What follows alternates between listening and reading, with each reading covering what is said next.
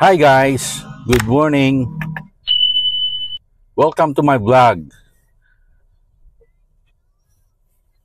So ngayon magbibiyahe tayo papuntang Manawag, Pangasinan, doon sa Our Lady of the Rosary, Manawag, Pangasinan. Nasa MacArthur Highway na tayo, vicinity of Mabalacat, Pampanga. We'll be turning left towards the north through NLEX or North Luzon Expressway.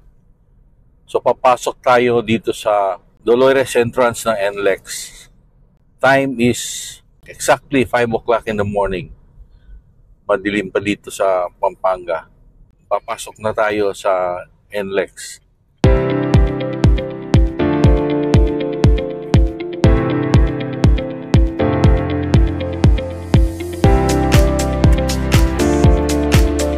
Adjust natin ang ating camera para makita nyo. Lagyan natin dito sa bandang taas yung yan, okay. Para makita nyo yung daan. We are now entering Dolores entrance of NLEX. Ito na yung toll gate.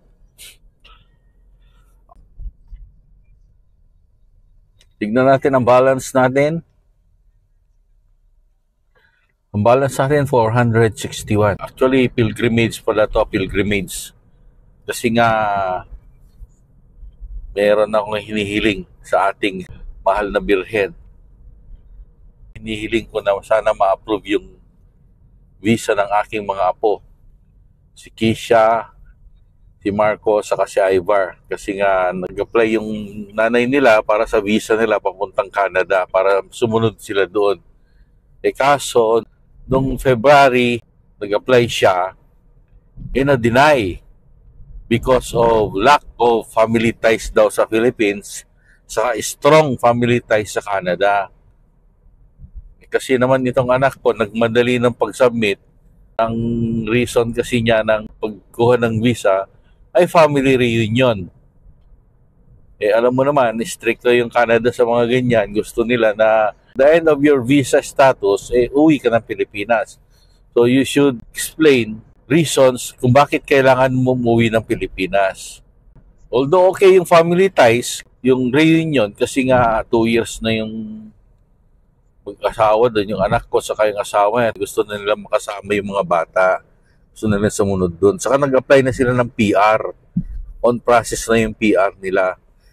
Kaso, alam mo, yung unang step kasi ng visa application sa Canadian Embassy, AI ang evaluate. Ibig sabihin, computer. So, wala silang pakialam sa mga kung nag-apply ka ng PR o family reunion. Ang kanila lang na hindi ka mag-overstay sa Canada pagtapos ng status ng visa mo. So, naniniguro sila doon. So, that's why tutok yung AI, computer, sa reason mo kung bakit kailangan mo umuwi ng Pilipinas. That's why, yun nga, napalpak yung unang application at na-reject silang tatlo. So, ngayon, nag-re-apply uli yung anak ko, pero nilagay niya na lahat ng reason bakit kailangan pumunta sila doon. Ano ang reason sa balik sila sa Pilipinas. So, family ties dito. So, family ties naman doon is di strong dahil dadalawa lang naman mag-asawa sila doon. Yung mga pinsan ko naman malayo, nasa Toronto sila. At saka mga matagal na yun doon. Saka malayo mga relatives yun.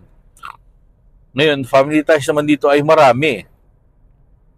So, that's why kailangan nila explain yung family ties dito, family ties ng sa side niya, at saka sa side ng asawa na, at saka yung properties nila dito. May mga lupa sila, may farm sila, at may inaplayan na bahay dito. At saka yung mga savings para nila sa bangko dito. Ibig sabihin na talagang balak nilang umuwi. So, yun ang reason.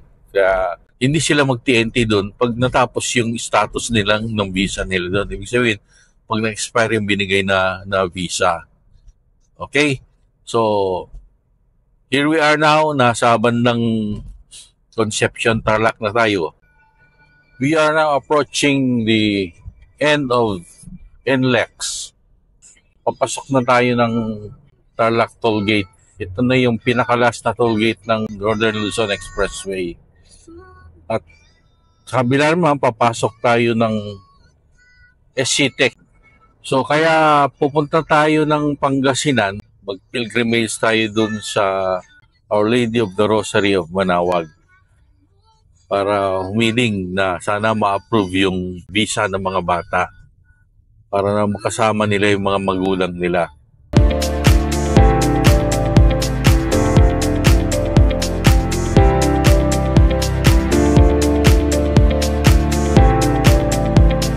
Mamaya, mga about 3 kilometers, papasok naman tayo sa toll gate ng SCTEX.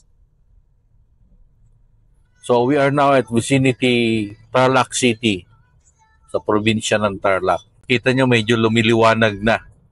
From doon sa Pampanga going to Manaoag, approximately 1 hour and 20 minutes ang biyahe. Mabilis na. Kasi dati nung wala pa tong expressway, nung nadadaan sa MacArthur Highway, punta ka na Manaoag, mga 3 oras yan.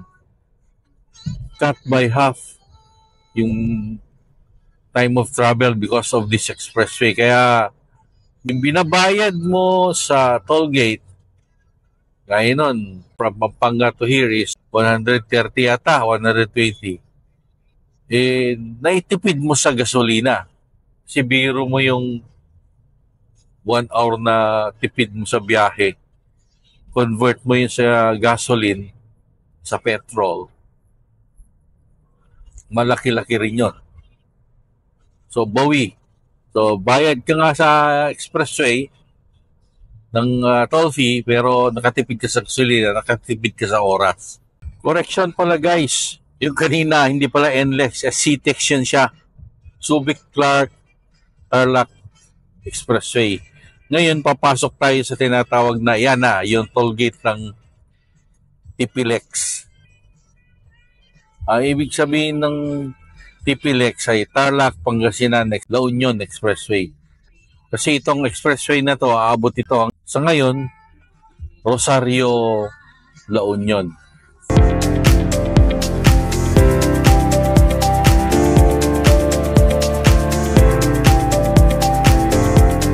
So we're now at TPLEX.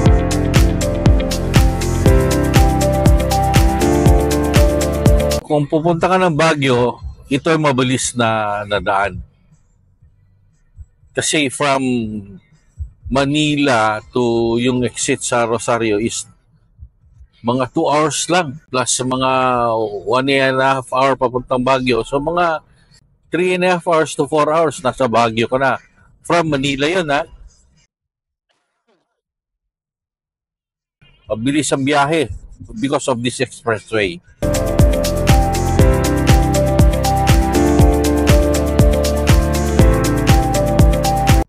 We're now halfway sa ating biyahe. We're now at vicinity Pura, Tarlac. So kita nyo, lumiliwanag na. Palabas na si Haring Araw.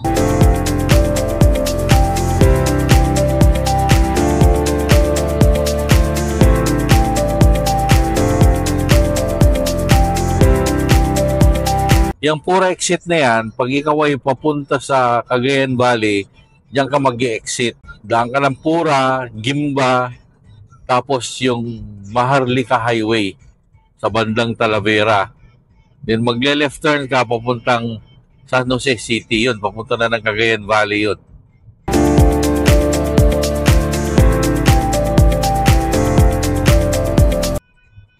So right now, halfway na tayo sa papuntang Manaoag.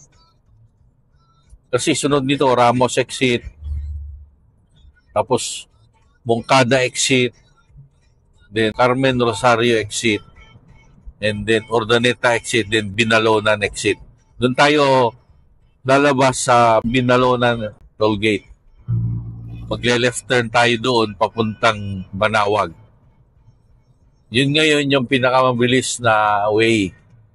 Kasi dati, kung diyan ka sa MacArthur Highway, magle-left turn ka dun sa Urdaneta, Pangasinan, papunta Manaoag. Pero because of the expressway, itong TPLEX, mas malapit na yung Manaoag sa Binalonan. So dun ka mag-exit sa Binalonan.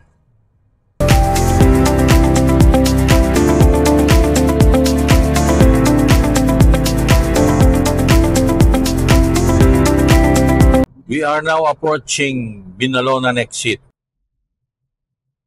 From here, upon exiting TPLX, we turn left towards the west, going to Manaoag. So ito na, nandito na tayo sa Manaoag exit. Time is 6:10.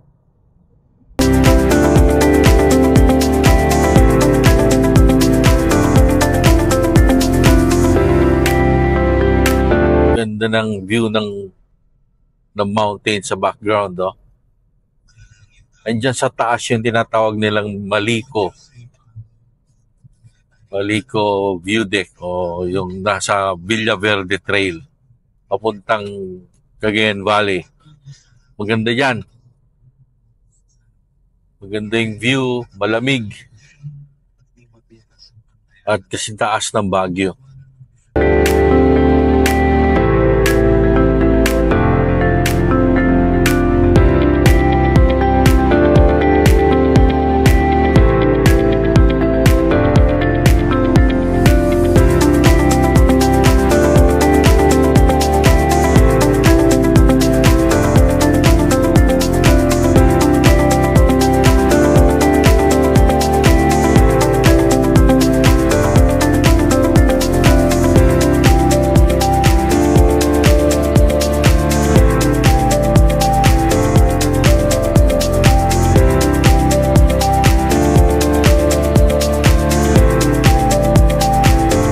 Nandito na tayo sa highway. Ito, if you turn right, pupunta ka ng town proper ng Binalonan, where nandun yung MacArthur Highway going to Baguio City.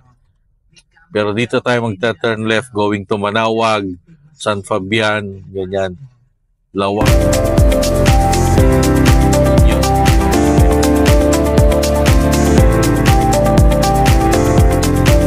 Okay, so clear ang pathway, so let's go.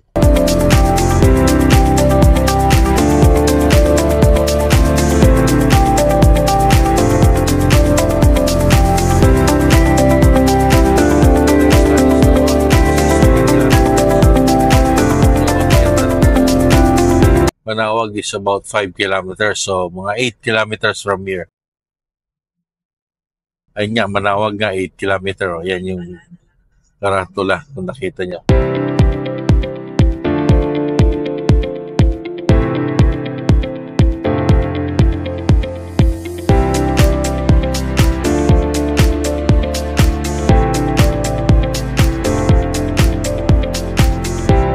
Nandito na tayo sa Manaoag, Pangasinan. So, ilang meters na lang, nandiyan na yung church.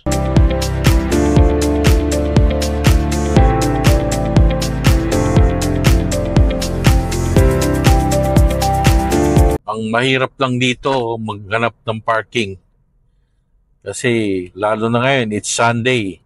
Maraming nagsisimba, maraming devotees, maraming napipilgrimage. So, sigurado niyan, napakahirap maghanap ng parking. Anyway,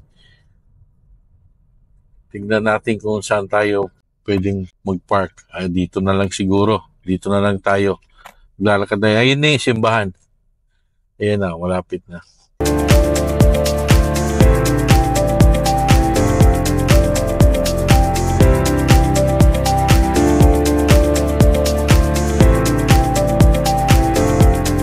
Okay, sumunod na tayo. Maglakad na lang tayo po ng simbahan. Dito na lang itong vlog natin. Maraming salamat sa panonood. Don't forget to subscribe pala and click the notification button para sa mga susunod ko pang mga vlog, ma-notify kayo kagad.